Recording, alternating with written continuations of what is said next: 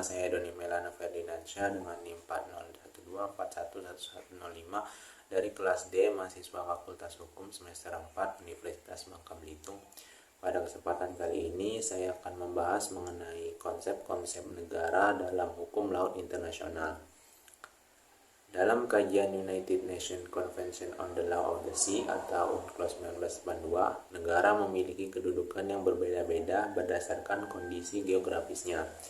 Perbedaan tersebut mempengaruhi hak dan kewajiban negara dalam memanfaatkan laut. Secara umum, hukum laut internasional mengenal beberapa kategori negara, yaitu negara pantai, negara tidak memiliki pantai, dan negara yang secara geografis tidak beruntung. Selain itu, juga dikenal konsep negara kepulauan yang memiliki karakteristik khusus dalam pengaturan wilayah lautnya. Pemahaman mengenai kategori-kategori ini sangat penting karena menjadi dasar dalam menentukan hak kedaulatan, jurisdiksi, serta pemanfaatan sumber daya laut dalam sistem hukum laut internasional.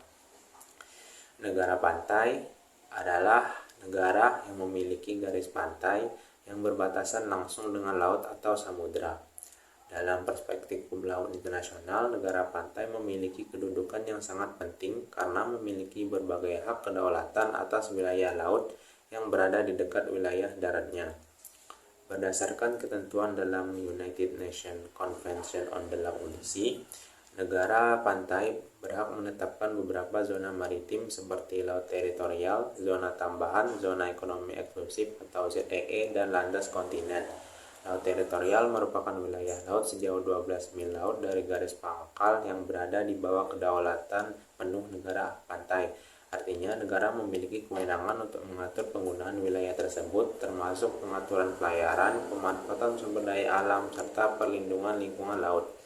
Selain laut teritorial, negara pantai juga memiliki hak di zona tambahan yang dapat ditetapkan hingga 24 mil laut dari garis pangkal. Di zona ini, negara pantai memiliki kewenangan terbatas untuk melakukan pengawasan terhadap pelanggaran hukum tertentu seperti bea cukai, imigrasi, fiskal, dan sanitasi. Lebih jauh lagi, negara pantai juga memiliki hak eksklusif di zona ekonomi eksklusif atau ZEE yang dapat mencapai 200 mil laut dari garis pangkal.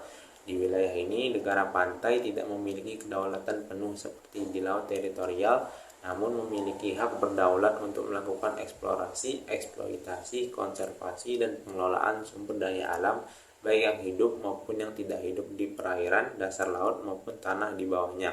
Contoh negara pantai yaitu Kanada, Filipina, dan Norwegia. Kemudian terdapat konsep negara yang tidak memiliki pantai atau dikenal sebagai landlocked state.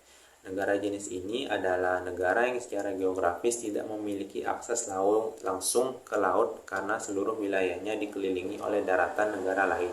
Walaupun tidak memiliki pantai, hukum laut internasional tetap memberikan hak-hak tertentu pada negara tersebut.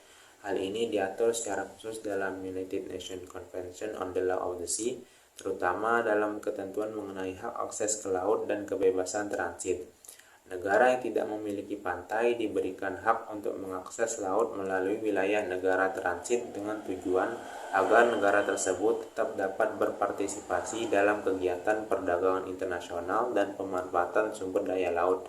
Hak akses ini biasanya dilakukan melalui perjanjian bilateral atau regional antara negara yang tidak memiliki pantai dengan negara transit yang memiliki wilayah pantai. Dalam praktiknya, negara yang tidak memiliki pantai dapat menggunakan pelabuhan negara lain untuk kegiatan ekspor dan impor.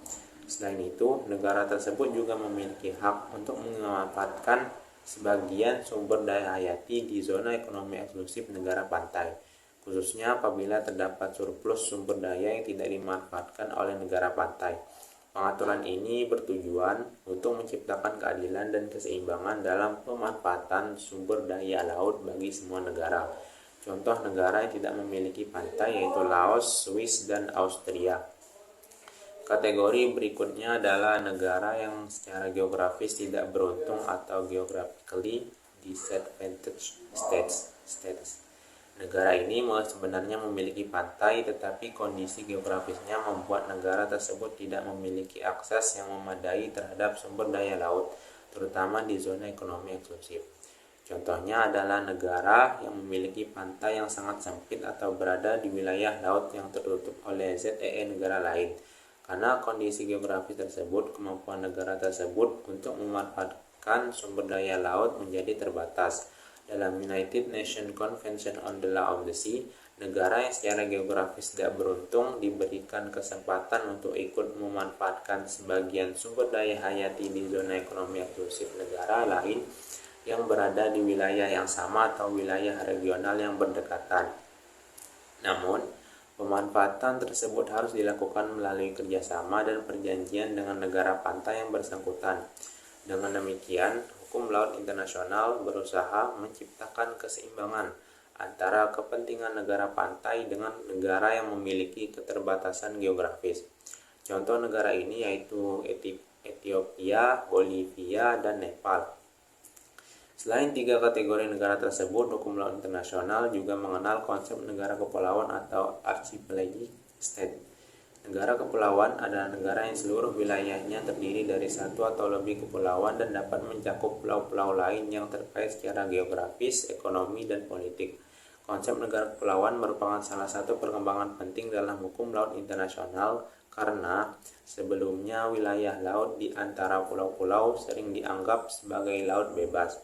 Dengan adanya pengakuan terhadap negara kepulauan, perairan di antara pulau-pulau dapat dianggap sebagai bagian dari wilayah negara tersebut. Pengaturan mengenai negara kepulauan secara khusus diatur dalam United Nations Convention on the Law of the Sea pada bagian tentang archipelagic states. Negara kepulauan memiliki hak untuk menarik garis pangkal kepulauan yang menghubungkan titik-titik terluar dari pulau-pulau terluarnya. Garis pangkal ini kemudian menjadi dasar untuk mengukur wilayah laut lainnya seperti laut teritorial, zona tambahan, zona ekonomi eksklusif, dan landas kontinen. Dengan demikian, seluruh perairan yang berada di dalam garis pangkal kepulauan disebut sebagai perairan kepulauan yang berada di bawah kedaulatan negara tersebut. Meskipun demikian, hukum laut internasional tetap mengakui adanya kepentingan masyarakat internasional dalam penggunaan jalur laut.